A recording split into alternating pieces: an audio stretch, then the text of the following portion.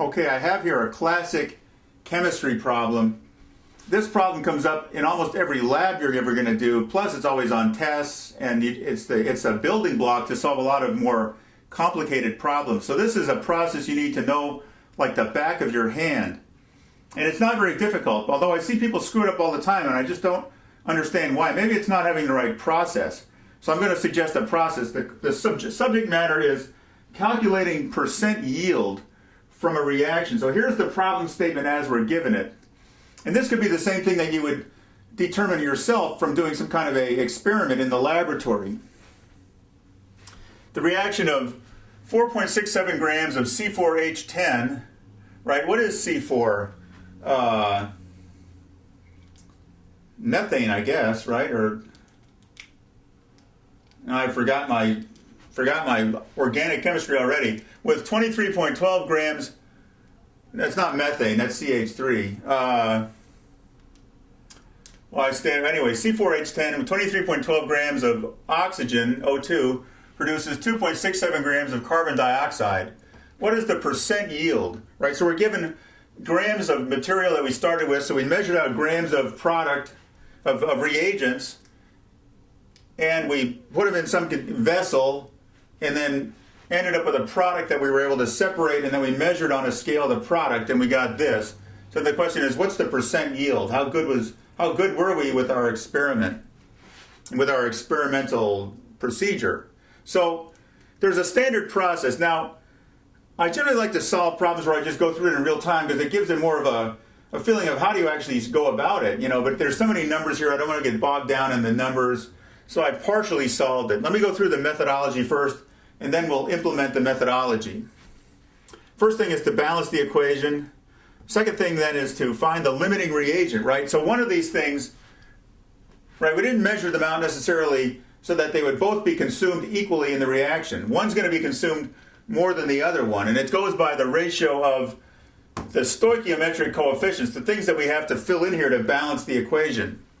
So we find the limiting reagent, then we use the balanced equation to convert moles of reagent to moles of product, right? The equation, when it's balanced, these numbers here are moles, however many moles, right? If we had a 4 here, it'd be 4 moles of C4H10. And that's an absolute ratio, the moles of this to moles of that. That's the only way that, right? So the equation is like a dictionary. It's like a Rosetta Stone for how that process happens. So we do moles of reagent to moles of product, and we get a theoretical yield. And then the percent yield is the moles actual divided by moles theoretical times 100, right? Since it's a percentage. So we're comparing how many moles did we actually get versus how many moles should we theoretically have gotten with the amount of limiting reagent we started with. So first thing is we have to balance the equation. And I'm not sure that there's a science to it, although it's never always that simple. So let's see what we have here. We have C4H10, O2, CO2, and H2O. So we have H. Now this one's not too difficult because we have H is only present in this thing, and H is only present in that thing. So let's go through to do that first. So we have 10 of them here. Here's a 2, so we need a 5, right? So now the H's are balanced. We've got 10 here. We have 5 times 2 is 10 here. Now let's look at the carbon. We have 4 here. We have 1 here, so we need a 4 here. Now we have 4 here, 4 there. And so now let's see how we did on oxygen. So we have 2, whatever oxygen here, we have 8 from this thing, and 5 is 13. But we have a 2 here, right? Now we can't have 6.5 oxygen here, at least not the way I've ever been taught chemistry. You always have to have integers. So we have to multiply everything by 2. So then instead of having 6.5, this becomes 13, this becomes 2, this 4 becomes an 8, and this 5 becomes a 10. Right, because if we have a certain ratio that things are going to react, if we multiply by 2, the ratio is still preserved. So we have, let's just check it. Never on a test, assume you did it, let's check it. So we have 8 C's, 20 H's, 20 H's. Here we have 8 times 2 is 16, and 10 is 26 O's, and here we have 13 times 2 is 26 O's. So, okay, we're good to go. So now what I did here is I suggested a methodology that you always follow. Write this out. So the first thing is write down here the grams you have of each one. So I just transposed the problem statement numbers down here. So we have 4.67, 23.12, and 2.67 is what we got. The water nobody cared about, right? Then we have the molecular weight of each one. So you have to get on your periodic chart, look at the weight. So this is 58 grams per mole, right? I didn't write it in here. I probably should have. Grams per mole. 32 grams per mole, 44, and 18. And now we calculate the number of moles, right? So if we have 4.67 grams, 58 grams per mole, that's the same thing as saying 4.67 grams times 58 grams in 1 mole equals, in this case, 0.0805 moles. So that's how you do the conversion. So then I do the same thing with the oxygen and with the carbon dioxide. Now, we have to find the limiting reagent, right? Because even though we have more of this, right, shown here, because there's a ratio 2 of these to 13 of those, it may actually happen that this one goes faster. So what we have to do is we have to essentially discount this based on the stoichiometric coefficient. So divide this by 2, right, because the 2 comes from here. So 0.805 over 2, 0.0403, and divide this by 13. The 13 comes from here, which gives us 0.05 is 5.6. So they're not too far off, 0.04, 0.05, but this is in fact the limiting reagent, C4H10. So that's how you get that. So now we're almost done, right? So now we just have to figure out the theoretical yield.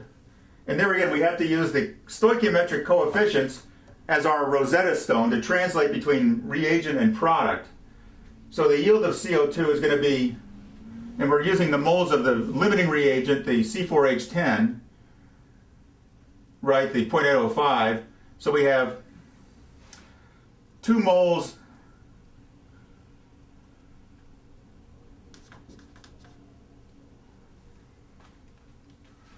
let me do this. I think maybe I skipped a little step here. Right, so we have, this is 0.0805 moles of C4H10. And we have 2 moles C4H10 to 8 moles CO2. Right, the 2 came from here, and the 8 came from here. And that gives us I calculated out this number already, 0.322. 0.322 moles of carbon dioxide, theoretical. Our actual was 0.0607 divided by 0.322, right, this times 100. And gives us a final answer of 18.9%. Now let's talk about significant figures.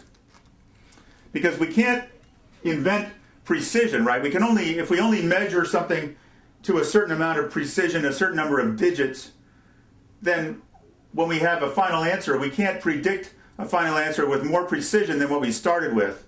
So we have 3 significant figures of this, we have 4 of this, and we have 3 of this, right? So our limiting factor there is 3. Now, you might say, well, now wait, we have these numbers 2, 13, 8.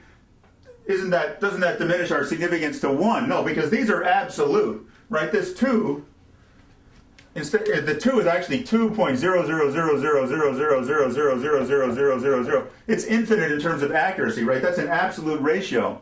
So those don't affect your significant figures. So we started with 3. We better end up with 3. Okay, I hope this helps. If you have any problems or questions with chemistry or calculus, send them to solve@midnighttutor.com.